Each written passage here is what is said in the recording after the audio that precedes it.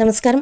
മലയാള നാടകവേദിയിലും ചലച്ചിത്ര രംഗത്തും തന്റേതായിട്ടുള്ള മുദ്ര പതിപ്പിച്ച നടനും സംവിധായകനുമായ എ രാജേന്ദ്രൻ അന്തരിച്ച വാർത്തകളാണ് പുറത്തുവരുന്നത്.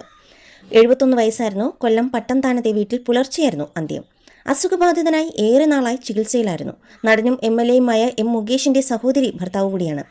സംസ്കാരം തൃശൂരിലെ തൃത്തല്ലൂരിൽ നടക്കും. നാടകരംഗത്തെ സജീവ സാന്നിധ്യമായിരുന്നു രാജേന്ദ്രൻ. തൃശൂർ ജില്ലയിലെ തൃത്തല്ലൂർ ഏങ്ങാവൂർ തറവാട്ടിൽ അയ്യപ്പന്റെയും സുമതിയുടെയും മകനായി ജനിച്ച രാജേന്ദ്രൻ അഭിനയകലയെ ശാസ്ത്രീയമായി അഭ്യസിച്ച ചുരുക്കം ചില കലാകാരന്മാരിൽ ഒരാളായിരുന്നു.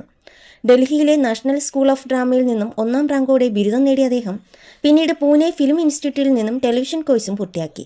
സ്കൂൾ പഠനകാലം മുതൽക്കേ നാടകങ്ങളിൽ സജീവമായിരുന്ന രാജേന്ദ്രൻ തന്റെ വിദ്യാഭ്യാസത്തിന് ശേഷം പ്രൊഫഷണൽ നാടകവേദിയിൽ വിപ്ലവകരമായ മാറ്റങ്ങൾ കൊണ്ടുവരാൻ പരിശ്രമിച്ചു. പ്രശസ്ത നടൻ ഒ മാധവന്റെയും മകളും നടൻ മുകേഷിന്റെ സഹോദരിയുമായ സന്ധ്യയെ വിവാഹം കഴിച്ചതോടെ കൊല്ലത്തെ കാളിദാസ കലാകേന്ദ്രത്തിന്റെ പ്രവർത്തനങ്ങളിൽ അദ്ദേഹം സജീവമായി. നിരവധി ശ്രദ്ധേയമായ നാടകങ്ങൾ സംവിധാനം ചെയ്യുകയും അഭിനയിക്കുകയും ചെയ്തു. അദ്ദേഹം സംവിധാനം ചെയ്ത രമണൻ പോലുള്ള നാടകങ്ങൾ വലിയ ജനപ്രീതിയും പുരസ്കാരങ്ങളും നേടിയിട്ടുണ്ട്. VR ഗോപിനാഥിന്റെ ഗ്രീഷ്മം എന്ന ചിത്രത്തിലൂടെ സിനിമയിൽ എത്തിയെങ്കിലും ജയരാജ് സംവിധാനം ചെയ്ത കളിയാട്ടമാണ് രാജേന്ദ്രന്റെ സിനിമാ ജീവിതത്തിൽ വഴിത്തിരിവായത്. പ്രണയവർണ്ണങ്ങൾ, ദയ, പട്ടാഭിഷേകം തുടങ്ങി 60ഓളം ചിത്രങ്ങളിൽ സ്വഭാവ നടനായും വില്ലനായും അദ്ദേഹം തിളങ്ങി. ടെലിവിഷൻ പരമ്പരകളിലെ ഗൗരവമേറിയ വേഷങ്ങളിലൂടെയും അദ്ദേഹം പ്രേക്ഷകർക്ക് സുപരിചിതനായി. കലാരംഗത്ത് മാത്രമല്ല പൊതുരംഗത്തും അദ്ദേഹം തന്റെ സാന്നിധ്യം അറിയിച്ചിരുന്നു.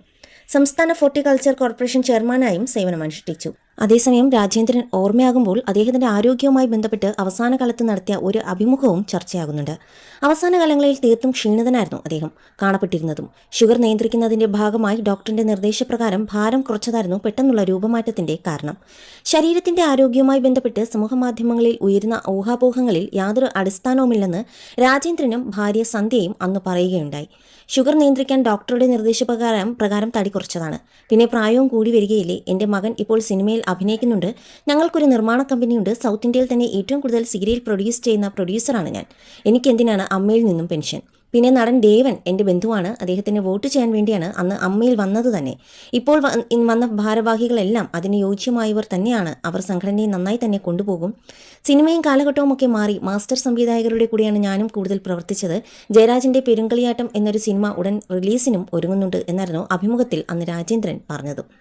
അമ്മ സംഘടനയുടെ തെരഞ്ഞെടുപ്പിന് വോട്ട് ചെയ്യാനെത്തിയ രാജേന്ദ്രന്റെ വീഡിയോ വൈറലായിരുന്നു. മെലിഞ്ഞ് ക്ഷീണിതനായിട്ടാണ് അന്ന് അദ്ദേഹം വീഡിയോയിൽ കാണപ്പെട്ടത്. പിന്നാലെ താരത്തിന്റെ ആരോഗ്യം സംബന്ധിച്ച് നിരവധി പേര് അന്വേഷണവുമായി രംഗത്തെത്തിയത്. അതിനിടയ്ക്ക് അമ്മയിൽ പെൻഷൻ വാങ്ങാൻ എത്തിയത് ആണെന്നുള്ള ഒരു പരിഹാസ കമന്റുകളും വന്നിരുന്നു. രാജേന്ദ്രന്റെ ഭാര്യയും നടിയുമായ സന്ധ്യ ഒരു റീൽ വീഡിയോയിൽ ഇതുമായി ബന്ധപ്പെട്ട് ഒരു കമന്റ് മറുപടിയായി നൽകുകയും ചെയ്തു. ആ കമന്റ് ഇടാനിടയായ സാഹചര്യത്തെക്കുറിച്ചും ഈ അഭിമുഖത്തിൽ സന്ധ്യ വിശദീകരിക്കുകയുണ്ടായി. പ്രായം വരുമ്പോൾ നമുക്ക് കുറേ മാറ്റം ഉണ്ടാകാറുണ്ട്. ചേട്ടന്റെ ആരോഗ്യ പ്രശ്നം വെച്ച് അധികം ഭാരം കൂടരുതെന്ന് ഡോക്ടർ പറഞ്ഞിട്ടുണ്ട്. നല്ലപോലെ ഭക്ഷണം കഴിക്കുന്ന ആളാണ് ചേട്ടൻ. കുറേ നാളായി ഡയറ്റ് നിയന്ത്രിക്കുന്നുണ്ട്.